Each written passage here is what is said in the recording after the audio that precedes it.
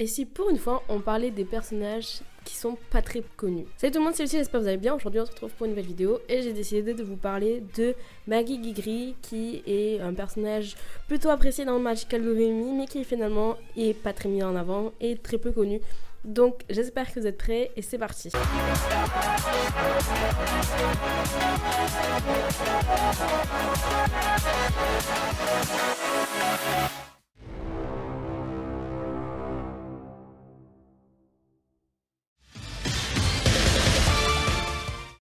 Maki Grigri, de son vrai nom Bobos, et en japonais Majorika, est en fait l'héritière du magasin magique qui se nomme Maodu, et elle décide donc de s'installer tranquillement dans le monde des humains afin de gérer au mieux cette petite boutique. Elle apparaît dès le premier épisode tout simplement car c'est elle que Doremi va découvrir et qui va engendrer toute cette fabuleuse histoire.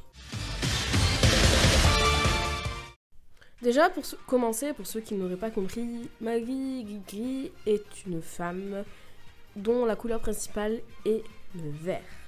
Dans la majeure partie de Magical Doremi, elle a l'apparence d'une grenouille à cause de l'effet qu'elle a subi lorsqu'elle a rencontré Doremi et qu'il a traité de sorcière. C'est un peu la malédiction des sorcières. Ainsi, elle a une apparence donc très simple. Sa tête est une sorte de grosse boule verte, toute molle, qu'on peut malaxer comme on veut. D'ailleurs, dans l'anime, elle ne se gêne pas. Avec une petite boule au niveau du cou, qui est un collier et auquel il s'agit en fait de la boule de cristal de Maggie Guigri. Son visage est constitué de 2 points noirs pour les yeux et on peut y voir 3 petits cils avec une grosse bouche rouge et un unique cheveu, un peu comme Homer Simpson. Elle tient beaucoup d'ailleurs à ce cheveu car disons que c'est son dernier souvenir de son apparence d'autrefois.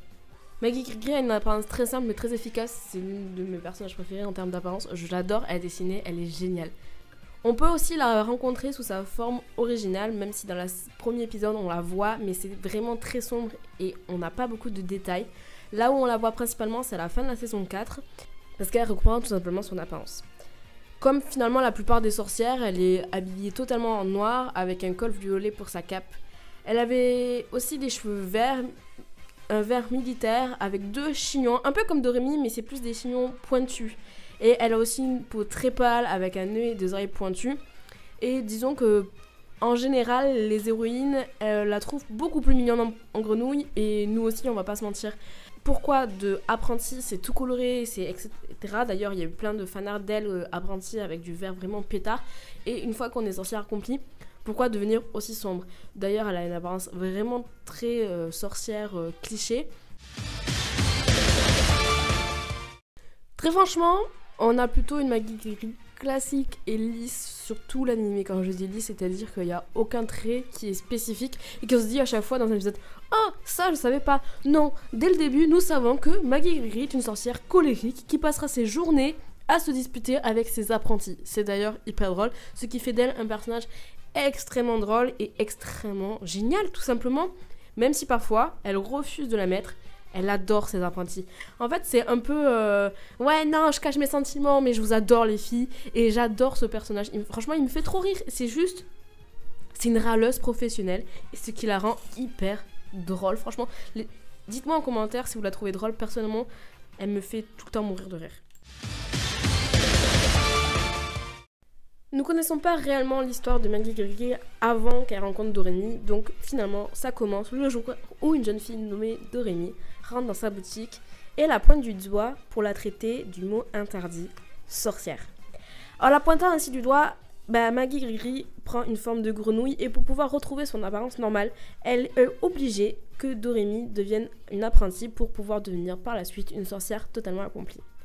Donc c'est au fil des saisons qu'on va apprendre que Maggie Guigri va prendre sous son aile 6 jeunes apprentis. J'ai nommé Emily, Sophie, Loulou, Mindy, Bibi et à la fin de la dernière saison, Flora.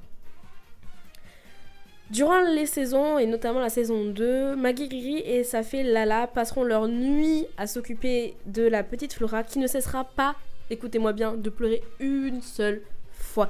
Ce qui insiste sur le personnalité très principale de Maggie Guigri qui est de cacher ses sentiments mais qui tient énormément à ses apprentis, à ses petits-enfants on va dire.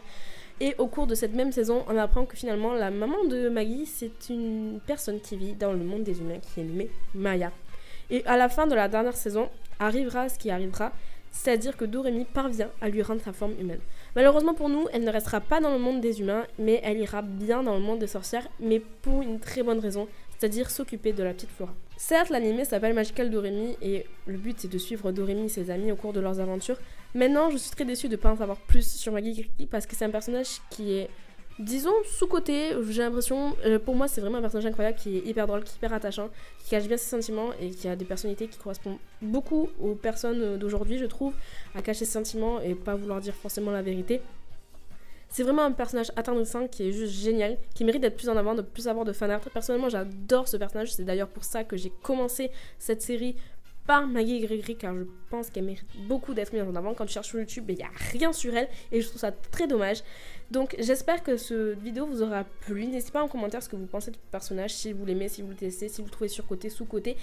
Et si finalement vous vous en étiez rendu compte de tous ces aspects sur elle et si...